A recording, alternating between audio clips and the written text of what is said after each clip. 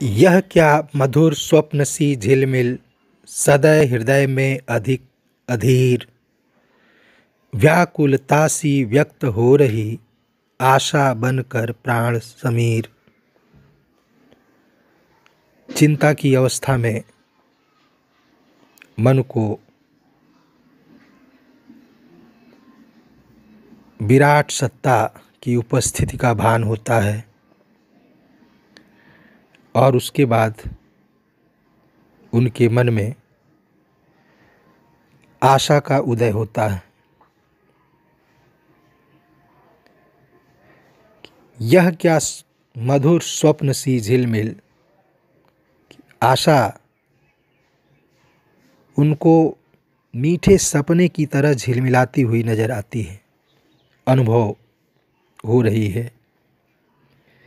झिलमिलाते हुए इसलिए कवि ने कहा है कि अभी आशा पूरी तरह से उत्पन्न नहीं हुई है, अभी उसकी झलक मात्र दिख रही है, अभी आशा पैदा हो रही है, उसकी शुरुआत है। और उस उदित हुई आशा का क्या असर है मन पर, इसके बारे में जयशंकर प्रसाद लिखते हैं कि वो आशा मीठे सपने की तरह से झिलमिलाती हुई आशा मनु के करुणापूर्ण हृदय में अत्यंत अधीरता, बेचैनी और व्याकुलता पैदा करने वाली है और उनके भीतर प्राणवायु भरने वाली है। प्राणवायु इसलिए कि आशा उत्पन्न होने से चिंतित व्यक्ति में जब आशा के भाव जागृत हो जाते हैं तो उसमें उत्साह और स्फूर्ति पैदा हो जाती है। तो जो मनु चिंता से ग्रस्त थे, प्रलय की स्मृतियां अभी जिनके मन में ताजी थीं, उनके मन में आशा बिल्कुल एक मीठे सपने सी झिलमिलाती हुई पैदा हो रही है और उनके करुणापूर्ण हृदय में बेचैनी और व्याकुलता पैदा करने वाली है और उनके निराशामय जीवन में प्राणवायु भरने वाली है। इसमें मधुर स्वप्न सी झिलमिलाती सी शब्दों का इस्तेमाल है। तो उपमा अलंकार, और कवि ने एक तरह से आशा के लिए, आशा एक अमूर्त भाव है और उसकी उपमा देने के लिए उन्होंने अमूर्त उपमान ही चुने हैं। व्याकुलता सी, झिलमिलाती सी, तो अमूर्त के लिए अमूर्त उपमान का चयन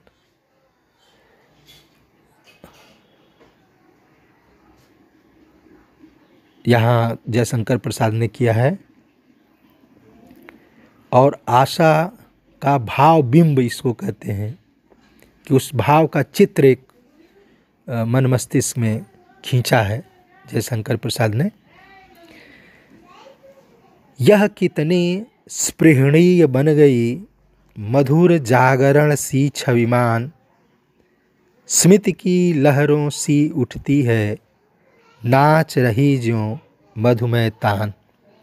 इसके पहले कवि ने मधुर स्वप्न सी कहा है उस आशा के लिए।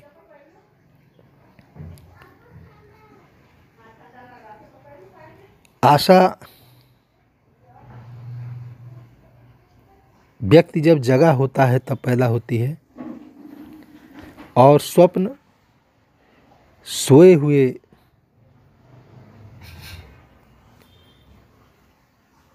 व्यक्ति देखता है, सोई हुई अवस्था की स्थिति है।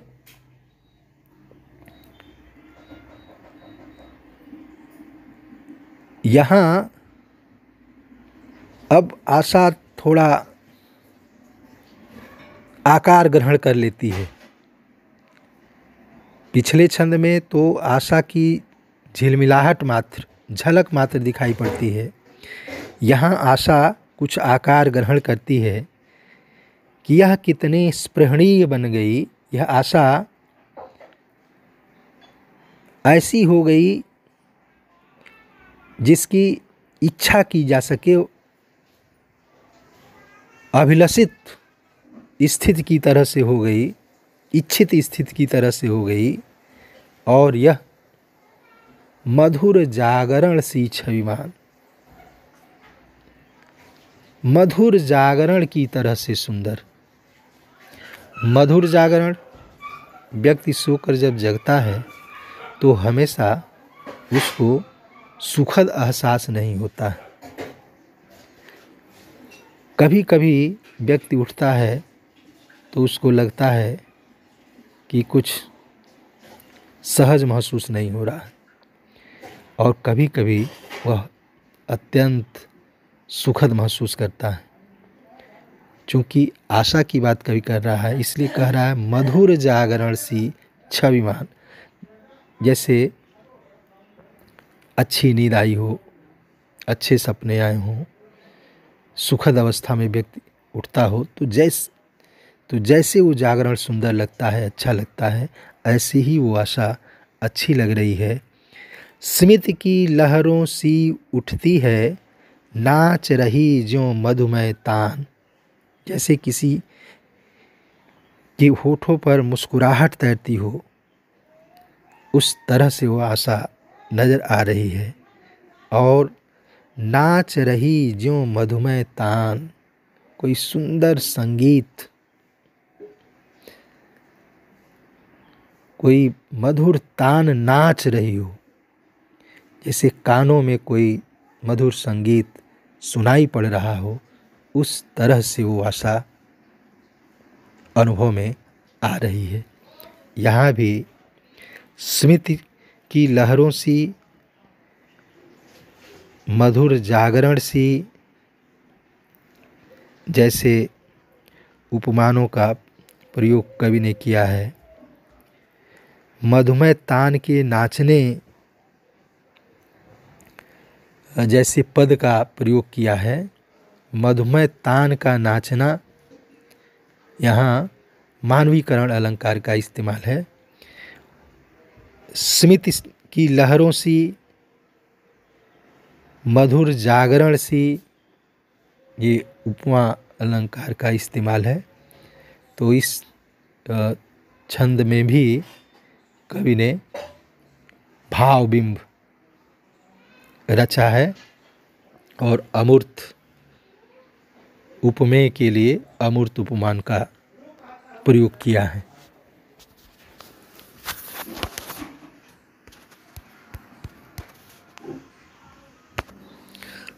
जीवन जीवन की पुकार है, खेल रहा है शीतल दाह। किसके चरणों में नत होता नव प्रभात का शुभ उत्साह। मन को हर जगह जीवन ही जीवन नजर आने लगा है। हर तरफ जीवन की पुकार ही उनको दिखाई पड़ रही है, और ऐसा लगता है कि खेल रहा है शीतल दाह। शीतल दाह, शांत बेचैनी, सुखद बेचैनी हर जगह दिखाई पड़ रही है, क्योंकि सब में आशा का उदय हो गया है। जड़ चेतन प्रकृति में एक नए जीवन का संचार हो गया है, इसलिए हर जगह एक सुखद बेचैनी सी दिखाई पड़ रही है। अपने कर्म में रत होने की बेचैनी दिखाई पड़ रही है। मन के भीतर फिर उस अनंत सत्ता का भान होता है कि किसके चरणों में नत होता नव प्रभात का शुभ उत्साह। यह जो नया सूर्योदय हुआ है, चिंतित जीवन के बाद आशायुक्त जीवन का जो नया सवेरा हुआ है, इस नए सवेरे में जो आनंददायी सुखद उत्साह दिख रहा है, वह किसके चरणों में नत होता, किसके चरणों में अर्पित है। वह अनंत सत्ता कौन है जिसने इस संपूर्ण सृष्टि में नवजीवन का संचार कर दिया है, नया उत्साह भर दिया है, सुखद बेचैनी भर दी है। वो सत्ता कौन है। यहाँ जीवन जीवन 2 बार इसका इस्तेमाल हुआ है, उस पर जोर देने के लिए। इसको विप्सा अलंकार कहते हैं। और हम लोगों ने जो बातचीत की थी उसमें छायावाद में जो नए अलंकारों का प्रयोग हुआ है, उसमें विरोधाभास अलंकार है। शीतल दाह में वो विरोधाभास अलंकार है, क्योंकि अगर शीतल है तो दाह कैसे, दाह है तो शीतल कैसे हो सकता है। लेकिन यहाँ कवि उस सुखद आनंदाई बेचैनी के लिए शीतल दाह शब्द का इस्तेमाल किया है, जो आशा के जागृत होने पर पैदा होती है। फिर एक तीसरा अलंकार जो छायावादी कविता में इस्तेमाल हुआ है, जिसको विशेषण विपर्यय कहते हैं। विशेषण का विपर्यय माने वो विशेषण जिसकी विशेषता हो, उसको उसकी विशेषता के रूप में न दिखाकर किसी दूसरे की विशेषता के रूप में दिखाना। खेल रहा है शीतल दाह, किसके चरणों में नत होता नौ प्रभात का शुभ उत्साह। चरणों में नत कोई व्यक्ति होता है, यह किसी व्यक्ति की विशेषता हो सकती है। और यहाँ कवि ने शुभ उत्साह को ही चरणों में नत होते हुए दिखाया है, लिखा है, वर्णित किया है। इसलिए शुभ उत्साह तो पैदा हो सकता है, जागृत हो सकता है। यहाँ कवि ने शुभ उत्साह को उस अनंत सत्ता के चरणों में झुका हुआ वर्णित किया है, चित्रित किया है। इसलिए यहाँ विशेषण विपर्यय अलंकार है। और चरणों में नत होने के आधार पर मानवीकरण अलंकार भी है।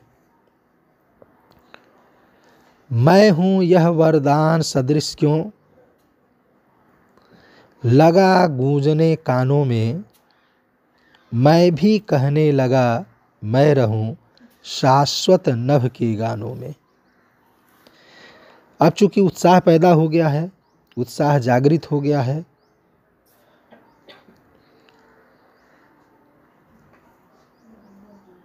प्रभात उस उत्साह आशा का ही प्रतीक है। इस पिछले छंद में किसके चरणों में नत होता नौ प्रभात का शुभ उत्साह। तो जब प्रभात हो गया है, सूर्योदय हो गया है, आशा पैदा हो गई है, तो मैं हूँ यह वरदान सदृश क्यों लगा गूंजने कानों में, कि मन को यह अनुभव होता है कि मैं हूँ, मेरी सत्ता है, मेरा अस्तित्व है। यह अपने अस्तित्व के होने का भान लगातार उनको अनुभव होने लग रहा है। और वह वरदान के जैसा है इनके लिए। वरदान के जैसा इसलिए है कि पूरी सृष्टि नष्ट हो रही थी और मनु बच गए थे।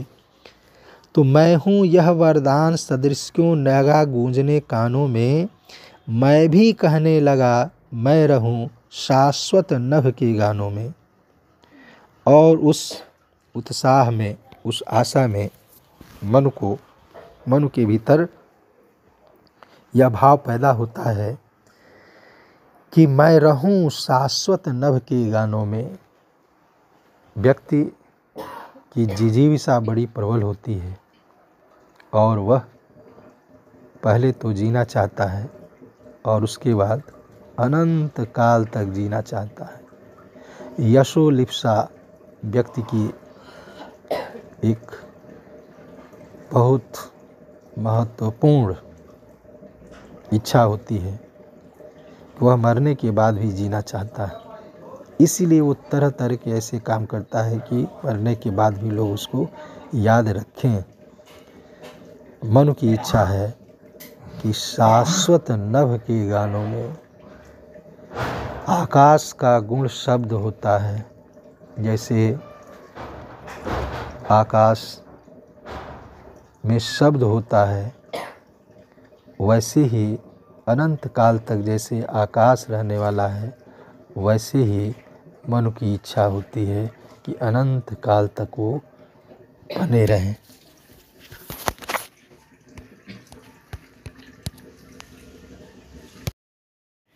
यह संकेत कर रही सत्ता किसकी सरल विकासमयी, जीवन की लालसा आज क्यों इतनी प्रखर विलासमयी। मन को यह अनुभव होता है कि सृष्टि के कण कण में सहज रूप से विकसित होने वाली कोई सत्ता है, जो सत्ता उन्हें लगातार जीवन का संदेश दे रही है।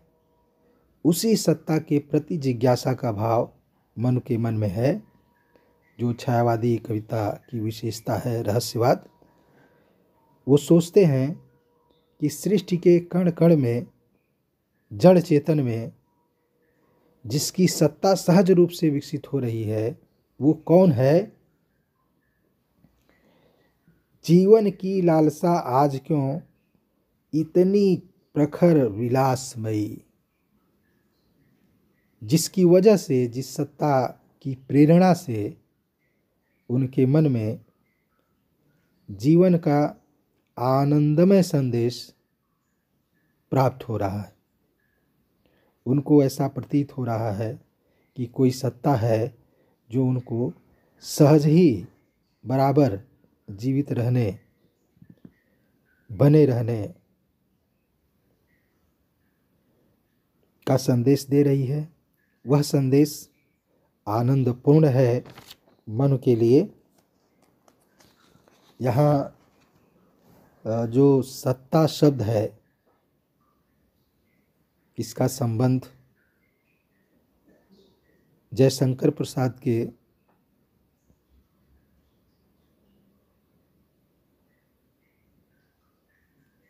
दर्शन से जुड़ता है। जयशंकर प्रसाद की जो दार्शनिक मान्यता है वह शैव दर्शन है। वो शैव दर्शन में विश्वास करते हैं। उसका नाम है प्रत्यभिज्ञा दर्शन। वहाँ शिव ही सृष्टि के केंद्र में है। शिव जब सर्जन की ओर उन्मुख होते हैं तो उनकी वही सत्ता शक्ति में बदल जाती है और जो पूरी सृष्टि है उसी सत्ता का स्वाभाविक विकास है। जगत उसी शिव का प्रगटीकरण है, जिसको उन्मीलन भी कहते हैं। तो सृष्टि के आदि में शिव जगत के रूप में अभिव्यक्त होते हैं और सृष्टि के अंत में वही जगत उसी शिव में लीन हो जाता है। यहाँ जो सत्ता है वह शिव की सर्जनोन्मुख शक्ति ही है।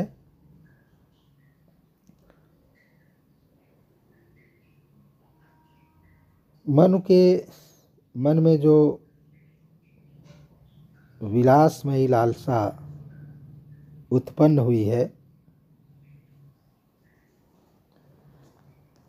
उसके प्रेरक कारण के रूप में उसी सत्ता के प्रति विश्वास व्यक्त किया गया है। तो फिर क्या मैं जीऊँ और भी जी कर क्या करना होगा, देव बता दो अमर वेदना लेकर कब मरना होगा। मन को यह संदेश तो मिल गया है, जीवन का संदेश, वो उसको उसी रूप में ग्रहण करते हैं कि तो फिर क्या मैं जीऊँ और भी, कि मुझको और जीना होगा, जी कर क्या करना होगा। मनु अपने जीवन का उद्देश्य जानना चाहते हैं। निरुद्देश्य जीवन का कोई अर्थ नहीं होता है।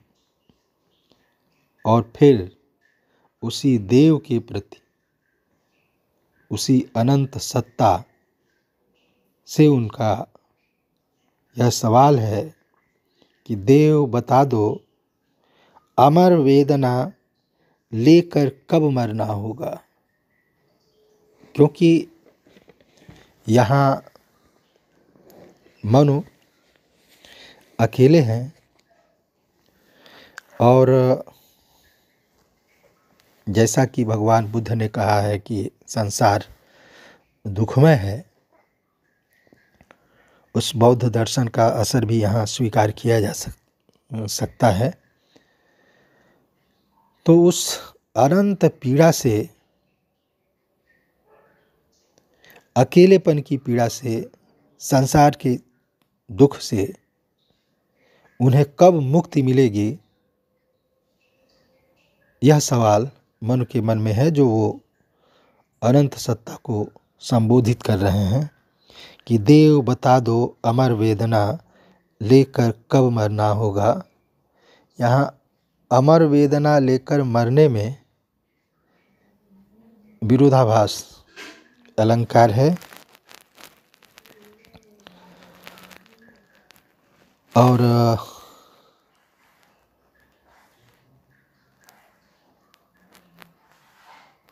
मनो की जो चिंता है वो अभी भी उनके मन में किसी न किसी रूप में बनी हुई है कि अगर यह संसार है तो इस संसार में इस तरह के दुख झेलने ही होंगे और अंततः उस दुख से मुक्ति की कामना उनके मन में है, जो इस छंद में प्रकट हो रही है। एक यवनिका हटी पवन से प्रेरित माया पट जैसी, और आवरण मुक्त प्रकृति थी हरी भरी फिर भी वैसी। यहाँ मनु के चिंतन में थोड़ा बदलाव आता है, उनकी मनस्थिति थोड़ी बदलती है और उसकी मनु की बदली हुई मनस्थिति को जयशंकर प्रसाद प्रकृति के माध्यम से व्यक्त कर रहे हैं कि एक यवनिका हटी पवन से प्रेरित माया पट जैसी, और आवरण मुक्त प्रकृति थी हरी भरी फिर भी वैसी। यवनिका पर्दे को कहते हैं। नाटक में पर्दा जब हटता है तो सुंदर दृश्य सामने आ जाते हैं, पर्दे के पीछे के दृश्य सामने आ जाते हैं।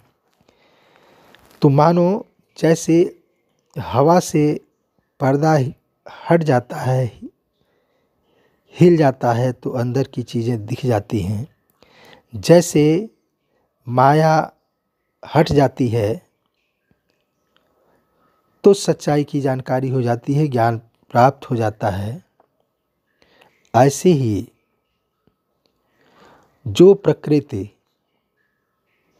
आवरण से ढकी हुई थी, जिस प्रकृति पर प्रलय की छाया पड़ी हुई थी विविध रूपों में, वह प्रकृति उनको फिर नए रूप में, पहले जैसे रूप में हरी भरी दिखाई पड़ने लगी।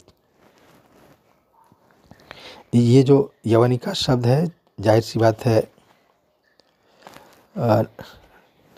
नाटक की शब्दावली है, वहाँ से जयशंकर प्रसाद ने ग्रहण किया है। और हम सबको पता है कि जयशंकर प्रसाद अपने युग के श्रेष्ठ नाटककार रहे हैं। चंद्रगुप्त, स्कंदगुप्त, अजातशत्रु, ध्रुवस्वामिनी आदि उनके तमाम चर्चित नाटक हैं, जिनमें से ध्रुवस्वामिनी पाठ्यक्रम में भी है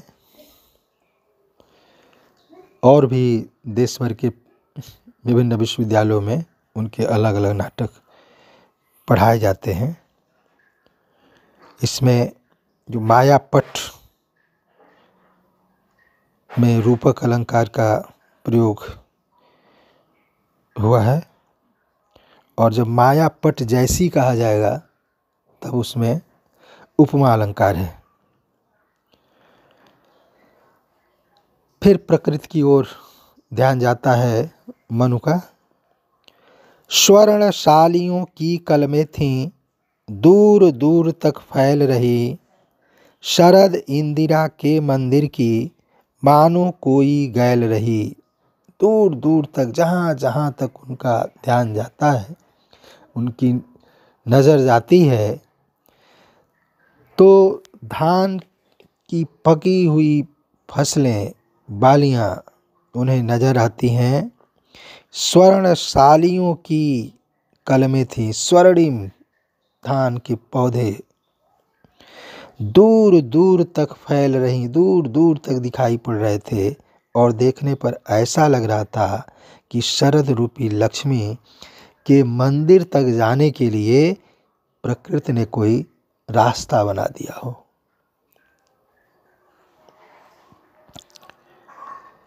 यहाँ कवि ने जो शरद इंदिरा शब्द का इस्तेमाल किया है, उसमें इंदिरा का अर्थ लक्ष्मी से है, और उसमें शोभा का भी अर्थ विद्यमान है। मानो शब्द का जो इस्तेमाल किया गया है, वह उत्प्रेक्षा अलंकार का उदाहरण है, और उसी उत्प्रेक्षा अलंकार के माध्यम से कवि ने यह जो चित्र खींचा है, वह अत्यंत सुंदर चित्र, मनोहर चित्र बन गया है कि वह दूर से देखने पर, अगर सरसों के फूल लगे हों खेतों में, तो बिल्कुल दूर से देखने पर सब पीला ही पीला नज़र आता है, और लगता है कि एक पीली चादर बिछी हुई है। ऐसे ही वो पके हुए धान की स्वर्णिम बालियाँ दूर दूर तक दिखाई पड़ रही हैं। तो कवि की कल्पना है कि मानो शरद रूपी इंदिरा, शरद रूपी लक्ष्मी के मंदिर तक जाने के लिए प्रकृति ने कोई स्वर्णिम राह बना दी हो।